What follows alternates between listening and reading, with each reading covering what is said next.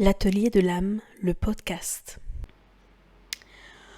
Aujourd'hui, on va s'intéresser à 7 comportements qui font fuir l'évitant, qui accentuent la fuite de l'évitant. L'évitant, c'est pas forcément lié à des comportements, des attitudes qui fait qu'il va fuir. Souvent, c'est simplement la relation elle-même, l'intimité elle-même qui fait fuir l'évitant. Seulement, il y a aussi des comportements qui parfois accentuent ce fonctionnement de fuite chez l'évitant et qui peuvent vraiment le faire davantage fuir, le faire davantage envie de partir, qui abîment la relation avec un évitant. D'accord ? Donc, on va voir un peu ces comportements, quels sont-ils, et aussi qu'est-ce qu'on peut faire de différent pour justement minimiser le mécanisme de fuite de l'évitant et éviter en effet qu'il ait davantage envie de partir que ça ne peut déjà être le cas. Premier point important, l'évitant va être très sensible au côté imprévisible des liens, des relations. Souvent, l'évitant, on l'entend dire « j'ai une relation de paix, j'ai une relation stable, j'ai une relation calme », parce qu'il est très sensible à tout ce qui est très imprévisible. Ça peut être un partenaire qui justement, par exemple, peut être très affectueux, puis soudain, très colérique, et faire des crises, et changer d'attitude. Et tout ce qui va être changement brutal d'attitude ou de comportement, l'évitant va vraiment pas savoir gérer, va avoir beaucoup de mal avec les incohérences, quelqu'un dont il ne sait pas anticiper les comportements. Et souvent, on va être très mal à l'aise face à la colère, aux tempêtes émotionnelles, parce que c'est des choses qu'il ne sait pas gérer et qui l'effraient. Et souvent, parfois, il y a un peu ce piège chez l'anxieux, où certains anxieux me disent « mais quand je me mets en colère, mon évitant m'écoute. Souvent, il fait ce que je lui demande, il est à l'écoute, il m'entend. » Le problème, c'est que souvent, l'évitant peut en effet entendre quelqu'un en colère, etc. Mais souvent, c'est un peu pour se débarrasser ou pour éviter les crises, éviter la tempête émotionnelle. Et c'est pas par réelle volonté de s'investir dans la relation ou parce qu'il vous entend vraiment. C'est plutôt pour se débarrasser un peu du problème. Donc il va en dire oui, je vais faire les choses, etc. Et souvent, derrière, ça ne suit pas. Ou ça suit très peu de temps. Il va un peu faire ce que vous avez demandé, etc. Et après, ça s'arrête.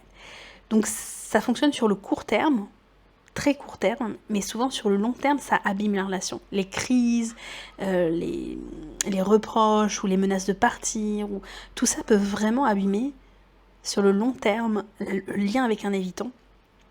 Parce que l'évitant, justement, a besoin pour se sentir en sécurité, a envie d'être proche de quelqu'un, de ce côté fiable, de ce côté sécurisant et stable et calme. Donc tout ce qui va être très imprévisible, l'évitant ne sait pas gérer, n'est pas prêt émotionnellement, ne sait pas où se situer, n'arrive pas à... se sent très très mal en fait avec les personnes qui sont comme ça, très lunatiques, très changeantes et très instables. Ça me fait penser aussi également, dans ce côté imprévisible, les évitants... Alors je sais que pour l'anxieux, ça signifie vraiment un acte d'amour. C'est-à-dire le fait par exemple de venir à l'improviste chez lui. Pour l'anxieux, ça signifie vraiment être très amoureux, voilà, il adore les effets surprises, c'est vraiment quelque chose qu'il vit très bien.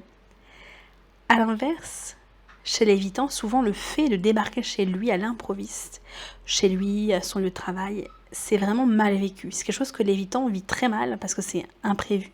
Ça lui est imposé, c'est une forme d'obligation, on impose sa présence à l'évitant. Et souvent l'évitant n'a pas pu anticiper, n'a pas pu prévoir, n'a pas pu... et se sent aussi envahi. Parce qu'il y a toujours cette peur, on le sait, de fond chez l'évitant, d'être envahi. Donc quand quelqu'un vient chez lui, ou dans ses espaces, ses lieux à lui, l'évitant peut vraiment se sentir... le vivre comme une intrusion et vraiment le vivre comme un tue-l'amour en fait, vraiment quelque chose qu'il ne vit très mal. C'est pour ça que par exemple, j'ai parlé récemment avec un anxieux qui me disait « on a eu une relation avec mon évitante, j'avais besoin de lui dire des choses, de lui expliquer des choses. Je suis allée chez elle et je lui ai demandé de rentrer chez elle. Je voulais parler avec elle. Et cette évitante a été très froide, a vraiment nié un peu leur histoire, a vraiment rejeté tout ce qu'il lui disait. Et c'est pas tant qu'en fait l'histoire en elle-même ou ce qu'il avait à lui dire était un problématique, c'était que le cadre n'allait pas. Le fait de débarquer chez elle, de lui demander de rentrer chez elle, etc., alors qu'elle l'a refusé, d'ailleurs elle a refusé qu'il aille chez lui, et ils sont allés se balader, prouve qu'en fait c'est vraiment le cadre et le fait qu'il lui a imposé sa présence d'un coup qui a vraiment généré chez elle cette froideur et ce retrait. pas tant finalement l'envie de discuter, la relation, etc. Ou peut-être qu'il aurait été plus ouvert dans un autre cadre. C'est pour ça que dans cette notion aussi de prévisibilité, l'évitant, vous allez le remarquer, et on en reparlera dans une autre vidéo, les personnes évitantes souvent aiment bien qu'il y ait des lieux ou des choses qui soient à vous et qui soient récurrentes. Des lieux d'habitude extra. C'est-à-dire, par exemple, vous avez un bar, vous allez tout le temps ensemble, ou un lieu, un restaurant, vous allez vous retrouver fréquemment, ou vous allez tout le temps chez lui ou chez elle. L'évitant aime bien souvent ce côté habitude, où on se retrouve dans un même lieu, un même endroit, où en tout cas il y a un côté habitude, familiarité, prévisible. On se retrouve tout le temps au même endroit, on va tout le temps au même théâtre, on va tout le temps... Et va aimer ce côté prévisible. Elle va être vachement beaucoup plus à l'aise avec un lieu connu, votre attitude, où il sait comment vous allez... Il anticipe, il sait comment vous allez vous comporter, que vous êtes cohérent, etc. Tout ça, ça peut vraiment le mettre très à l'aise.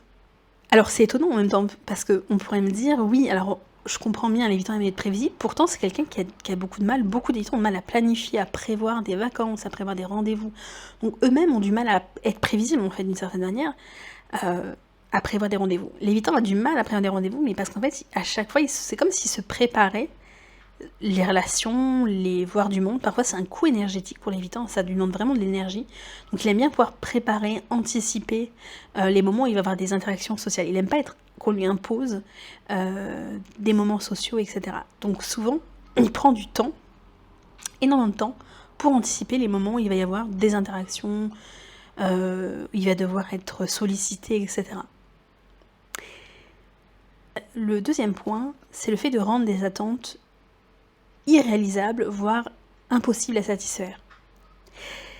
Chez l'évitant, il y a vraiment cette croyance de fond profonde, que les attentes des autres vont être énormes, irréalisables, que le lien, ça lui demande trop, toujours plus, et qu'il ne pourra jamais tout donner.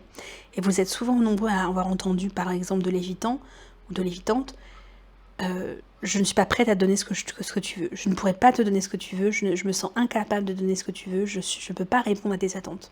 Donc il ne s'agit pas de plus avoir d'attentes, c'est pas de renoncer à ses attentes, c'est d'avoir des attentes, mais des attentes réalisables par rapport à l'évitant, adaptées à l'évitant. Parce que souvent chez l'évitant, il y a ce sentiment d'être insuffisant, qu'on lui demande toujours des choses qu'il ne peut pas faire, qu'il n'y arrive pas. Alors que parfois il y a des évitants qui essaient en fait, qui ont cette envie, essayent de parler plus, qui essayent de faire des efforts. Et souvent il y a ce sentiment tout le temps, on lui fait sentir que c'est insuffisant, que ça ne va pas, que c'est jamais assez, qu'il ne fait pas d'efforts. Et il y a ce sentiment souvent d'impuissance, d'échec dans les relations chez l'évitant, qui vient du fait que souvent on lui fait comprendre qu'il ne fait pas bien, ça ne va pas, c'est jamais assez. Pourquoi il y a ce décalage ? Parce que souvent chez l'évitant, le peu d'efforts qu'il fait, c'est déjà beaucoup. Et c'est vrai que c'est difficile à voir, parce que chez l'évitant, on est sur un profil qui a toujours vécu l'anorexie émotionnelle depuis tout petit. Donc a toujours été contenté en fait dans l'amour, l'émotionnel, le relationnel par des miettes. Et il a appris que l'amour c'est ça, c'est des miettes, c'est très peu. Et lui il a besoin de très peu, il pense que les autres ont besoin de très peu, et il y a vraiment ce côté très vite c'est trop. Vous voyez, c'est comme quelqu'un, on parle de nourriture affective, c'est comme quelqu'un qui aurait un tout petit estomac, d'accord ? Il a toujours mangé très peu, une vraie manque d'amour, et donc le fait de manger très peu, ça fait que très vite tout devient trop, rapidement. Donc chez l'évitant, quand il fait des petits efforts, quand il fait des petites choses, même ça peut être vous envoyer un petit message, penser, voilà, vous faire un repas, penser, tout ça, ça vous paraît pas assez, et pourtant pour l'évitant, c'est déjà beaucoup. Je vous invite à aller voir le podcast sur le donner des miettes de l'évitant. L'évitant donne l'amour à la hauteur où il l'a reçu, d'accord, au niveau où il l'a reçu. Il a l'impression, en tout cas, il veut bien faire souvent, mais pour l'autre, en effet, la personne sécure ou anxieuse, c'est souvent pas assez. Donc ça se met donc troisième point qui est en effet de l'évitant apprécie aussi quand il est valorisé. Parce que souvent dans les relations, l'évitant et même sur les réseaux sociaux, partout, l'évitant est accablé. C'est vraiment l'incapable en amour, c'est vraiment la personne détestable, c'est vraiment la personne qui ne sait pas faire, qui ne fait pas bien. Donc ça fait beaucoup à porter. Et c'est vrai que l'évitant apprécie aussi quand il y a des retours sincères, il ne s'agit pas d'en faire des tonnes, mais aime bien un retour simple, sincère, que parfois aussi il sait faire. Parfois, d'accord, c'est quelqu'un qui a un manque de modèle enfant des relations, il ne sait pas vraiment comment on fait, n'a pas de repères, de modèles en fait de ce qu'est une relation réelle. Donc l'évitant essaye en fait, tâtonne maladroitement, et parfois il tente de faire des efforts. Quelque chose que vous lui avez demandé, de parler plus, ça peut être des questions, vous avez demandé d'être plus présent. Et quand vous voyez qu'il l'essaye, même si c'est minime, même si c'est maladroit, aussi de voir ces efforts-là et de les valoriser. Parce que déjà, ça donne plus envie de le faire. Hein. Quand on est valorisé, on a envie de refaire des choses, on a davantage envie de s'investir, hein, plutôt que quand on est accablé. Et parfois, il y a des cycles comme ça entre l'anxieux et l'évitant, où l'anxieux accable l'évitant de tout ce qu'il ne fait pas, de tout ce qu'il ne sait pas faire, et l'évitant se sent constamment en échec relationnel, constamment en échec, de toute façon. Et ça conforte son idée profonde et sa croyance profonde, qui est « je suis incapable de faire la relation, de toute façon j'y arrive pas, je suis incompétent dans la relation, je ne sais pas faire, c'est pas pour moi, je suis mieux seul. » Ça conforte son idée profonde, d'accord? L'évitant, c'est quelqu'un qui peut être très compétent, beaucoup d'évitants peuvent être très compétents dans beaucoup de domaines, vraiment hors relation, qui peuvent être vraiment performants. Mais dans les relations, souvent l'évitant sait qu'il y a quelque chose qui cloche, ou qui n'y arrive pas, ou en tout cas se sent souvent pas à la hauteur. Il y a beaucoup de honte au lien à la relation, au lien très profond. Donc le fait d'accabler l'évitant, souvent, va juste renforcer son fonctionnement, et renforcer son fonctionnement de fuite. Comme on l'a dit, hein, de toute façon, je n'y arrive pas, de toute façon, c'est trop difficile, ce n'est pas pour moi les relations, je ne sais pas faire. Donc même si c'est petit, même si c'est pas encore des déclarations comme vous le voudrez, ce n'est pas une proximité comme vous le souhaitez, aussi de voir ce qui est bien en fait, de voir aussi ce que fait l'évitant. Il va pas rien faire, il va peut-être vous demander des nouvelles de votre journée, il va peut-être penser à, je ne sais pas, faire quelque chose pour vous. Ça aussi, parfois lui dire, voilà, c'est super ce que tu fais, merci, ça me fait super plaisir. Et voilà, lui dire aussi quand il fait bien. Ça peut vraiment aider un évitant à avoir envie de faire plus, et de pas se sentir et de pas avoir envie de quitter la relation tout simplement, et d'être en échec constamment. 4e point, c'est le fait de presser un évitant à s'ouvrir, à être vulnérable. L'évitant a beaucoup de mal avec l'obligation, l'intimité aussi, donc tout ce qui peut être vraiment le forcer un peu à s'ouvrir, à parler, ça peut vraiment l'activer fortement. Ça peut être de dire dis-moi ce que tu ressens, pourquoi tu te livres jamais, si tu m'aimais vraiment tu me dirais des choses, tu me parlerais, parle-moi. Tout ça, le fait de forcer l'évitant à parler ou s'ouvrir, c'est compliqué parce que c'est quelque chose qui est très difficile pour lui. Et souvent la pression va créer l'effet inverse que vous voulez, c'est-à-dire que je voulais que l'évitant s'ouvre plus, soit beaucoup plus présent, soit beaucoup plus ouvert, soit beaucoup plus vulnérable, et souvent le fait de mettre une pression, le pousser à, l'obliger à avoir des conversations interminables, ça peut vraiment l'activer fortement dans « je veux me fermer ». Parce que c'est associé à quelque chose de très négatif, et aussi associé à ce sentiment, si je m'ouvre, ça va être des questions interminables, ça va être trop long, ça va être interminable. Oui, il y a toujours cette idée de puissant fond chez l'évitant de tout. Donc c'est vraiment quand lui dit des choses personnelles, de ne pas rentrer dans un discours long sur tout ce qu'il raconte. Et petit à petit, la confiance se construit. Petit à petit, l'évitant peut être plus vulnérable, mais plus on le force à s'ouvrir tôt, plus il y a ce sentiment en effet de résistance qui se met en place. Donc, au contraire, d'aller petit à petit, ça peut être des petites choses personnelles, une petite question personnelle, plus vulnérable, et après de revenir sur d'autres conversations plus légères. Souvent, il y a ce côté aussi, souvent, ça mène au 5e point, c'est vraiment ce côté, tout ce qui est relation tout ce qui est discussion très longue sur la relation, parfois aussi, il y a un peu ce côté, l'évitant a très peur d'être mis sur le banc des accusés, qu'on fasse son procès verbal, qu'on parle les heures de la relation, tout ce qu'il ne sait pas faire, tout ce qu'il ne fait pas bien, tout ce qu'il ne réussit pas dans le lien. De parler des choses, mais pas de manière...